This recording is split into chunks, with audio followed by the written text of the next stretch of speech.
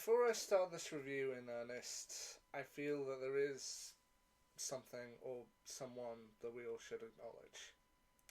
On the 26th of February 2025, Buffyverse sadly lost a cast member. Michelle Trachtenberg, who had played Buffy's younger sister Dawn from season 5 to season 7, passed away at the age of 39. Michelle appeared in a lot of things over the years, including films and TV shows that helped shape many people's childhoods or even their adulthoods.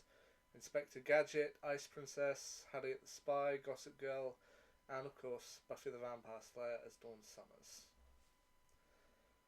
Although the character and the actress did receive criticism over the years, it's fair to say she was an integral part of the show, and she should be remembered exactly for that. Thank you.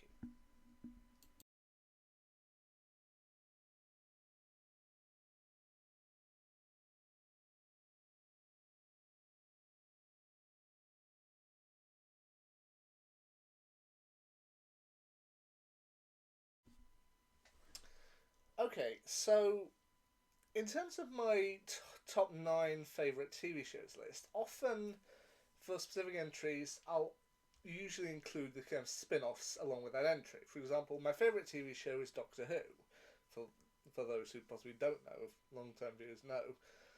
But I would also include in that spot the likes of the spin offs like Torchwood, The Sarah Jane Adventures, and Class. Similarly, with the Arrowverse, I'll include quite a lot of them in there, including Arrow, The Flash, Supergirl, Legends of Tomorrow, Batwoman, and Black Lightning. Not so much Superman and Lois, because I haven't really seen that, but anyway. And while I don't consider it as good as its parent show, The Big Bang Theory, my number 4, if somebody asked me, is Young Sheldon good? I was like, it had its moments, sure. However, my second favourite TV show of all time, Buffy the Vampire Slayer, I've never really been able to say that Angel is one of my favourites, because I haven't really seen much of it. I mean, I watched through the first season, and that for me was kind of hit or miss. But I got seasons 2 through 4 of Angel for Christmas, kind of last year or really earlier this year, over the Christmas period, and I will admit, like a lot of TV shows, season 1 I felt was a little slow starting. Season 2, that's when it gets good, and that's when it really starts working. The second season of Angel ran for 22 episodes from September 26th, 2000 to May the 22nd, 2001, running concurrently with Buffy's 5th season. The second season of Angel saw the cast of Angel return running Angel investigations in order to help the helpless around Los Angeles, with Buffy's ex-boyfriend Angel, played by David Boreanaz, her former classmate Cordelia Chase, played by Charisma Carpenter, Buffy's former Watcher, Wesley Wyndham-Pryce, played by Alexis Denisoff, and they're also joined by a new member of the team, Charles Gunn, played by J. August Richards, a man seeking to help the less fortunate around Los Angeles. And I guess I already knew this lesson, but one that was reinforced with me here is to never judge a book by its cover, because I've seen pictures before of the character of Lorne, played by the late Andy Halley, and I assumed from those pictures that he was going to be a member of the big villains, like Wolfram and Hart, a member of Wolfram and Hart, or one of their agents or whatever, but no. Lorne, who's introduced in this series, is sort of like a demon. He's a rather sarcastic demon. He's well-meaning, he's snarky and sassy. He runs a karaoke bar in Los Angeles, and his basic thing is that people come up on stage, they sing, and then he's able to tell their features or look into their auras and do things about them, which I do like. And as I said, he mostly acts as an informant for Angel, and I think he's a pretty fun one. I mean, although with the karaoke stuff, I will say this. David Boreanaz evidently did get better at singing later on in his career. I know that he sang several times on Bones, but when I heard him sing here in Angel, season 2 of Angel, I was thinking to myself, yeah, there's a reason why they didn't bring Angel in for Once More with Feeling on Buffy. I mean, one thing, sure, I don't know exactly when Angel finds out later that Buffy is alive, but I can see why they didn't bring him in for Once More with Feeling, because David Boreanaz at that point of his career wasn't the strongest singer. It was clear to tell from this. I mean, even Lord is just like, after he's done singing, he's like, okay, sit down over here, have a drink, don't do that again, I'll tell you what you want to know. But anyway, the series sees Angel and his team kind of working to kind of help protect the people of Los Angeles, and mainly going up against the evil law firm of Wolfram and Hart, to which you got several kind of big players there, but the two kind of main ones to talk about are Lin- Lindsay McDonald, played by Christian Kane, and Lila Morgan, played by Stephanie Romanoff. They're the kind of two who you see the most of in this particular show. I mean, there is a point of an episode quite early on uh, where. Sorry, lost my train of thought there for a minute. There is a point kind of early on, fairly iconic point, when uh, Angel kind of crashes a wine tasting held by the members of Wolfram and Hart, and then locks them in a room with two other characters who have been in the story: Darla, Angel's sire, played by Julie Benz, and Drusilla, played by Juliet Landau, who previously appeared on Buffy. Apparently, it's sort of like Darla side Angel and Drusilla side Darla. I think. I think that's how it works. And essentially, the two of them are trying to kind of regain kind of control and take over large portions of Los Angeles. And Angel ends up locking the members of Wolfram and Hart in a room with the two of them. Like, please save us. I just can't seem to care. Which now, other characters who do pop up in this series, you do get a range of characters, but for me, the ones worth mentioning are Lorne, Darla, Drusilla, Lindsay, Lila.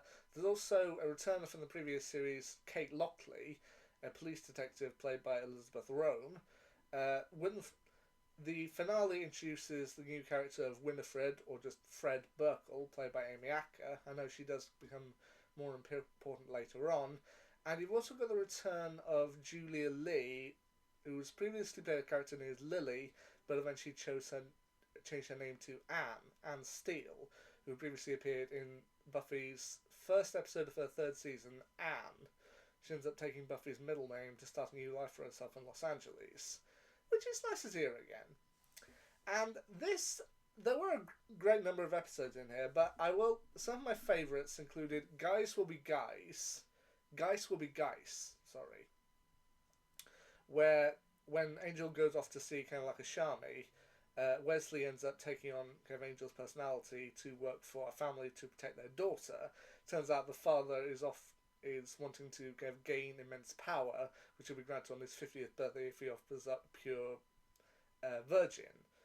To which I do love the ending of this, where they offer up his daughter. However, the demon who they've summoned says that the sacrifice is impure, to which Wesley helps her up. And then when the father goes, but she's not a virgin. Like, she was a virgin before you got her. He's like, Daddy, do you remember that chauffeur when I was 16 and then again 18? I haven't been a virgin for a very long time. Like, don't make me angry. Yes, because then you might do something bad. You were going to kill me. Which I personally just love that exchange. There's also Blood Money, where Angel kind of tries to humiliate Wolfram and Hart because they're planning to steal from a shelter run by Anne. Happy Anniversary, I thought, was a pretty fun episode, where they essentially have to Lorne and Angel have to track down a scientist who essentially wants to freeze reality because he knows his girlfriend is about to break up with him, and so he wants to freeze them in one moment of kind of passion, freeze everyone in that one moment for the rest of eternity. There's Reprise, which I do think has a pretty good twist at the end, where Angel tries taking Wolfram and Hart's elevator down to hell to talk with people in charge, only to discover that the elevator instead leads them back to Earth. It's like, yeah, this is where we spawned from. Evil exists on Earth. I do feel like that's a good one.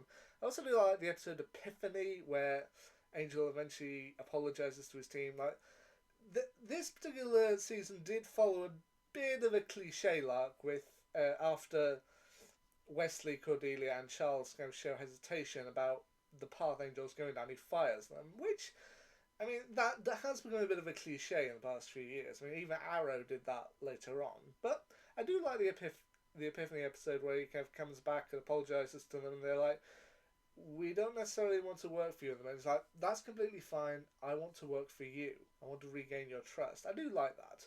Also, Dead End, and then the final kind of 2 episodes, Through the Looking Glass and There's No Place Like Plitzgrub, where essentially the team ends up getting.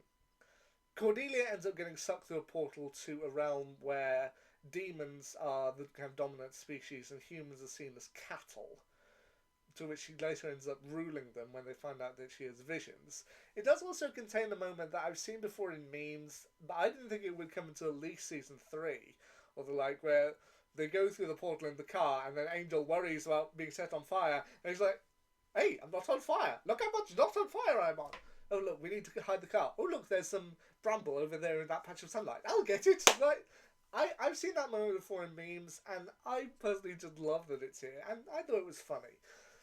But the series does end up building to one final moment, to which, as I said, this ran concurrently with Buffy's 5th season, and at the end, when the characters all get back to their own dimension, they return back to the hotel where they set up their base, where they all find Willow, played by Alison Hannigan, waiting.